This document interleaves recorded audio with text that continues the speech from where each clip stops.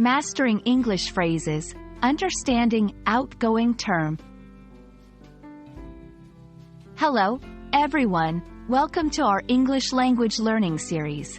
Today, we're diving into an interesting phrase, outgoing term. This phrase might sound a bit complex, but don't worry, we'll break it down together. Let's get started. The phrase, outgoing term, is not commonly used in everyday conversation. It's more likely to be found in specific contexts like business, finance, or academia. Essentially, an outgoing term refers to a condition or period that is ending or expiring. Let's explore this with some examples. Business and finance. In a business setting, outgoing term might refer to the end of a fiscal period or a contract. For example, a company might discuss strategies for the outgoing fiscal year.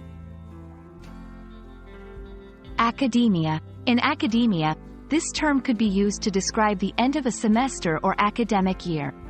For instance, professors might prepare reports at the end of the outgoing term.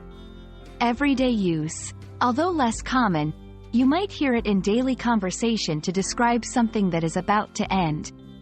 For example, as the outgoing summer term ends, students prepare for fall. Understanding synonyms can help grasp the meaning better.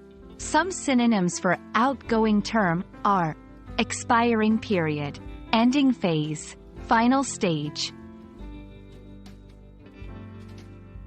It's important not to confuse outgoing term with outgoing personality or outgoing person. These are completely different concepts.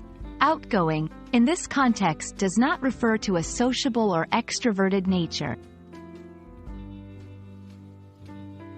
And that's a wrap on outgoing term. Remember, context is key when understanding and using this phrase. We hope this video has been informative and helpful in your English learning journey. Keep practicing, and you'll be a master of English phrases in no time. See you in our next video.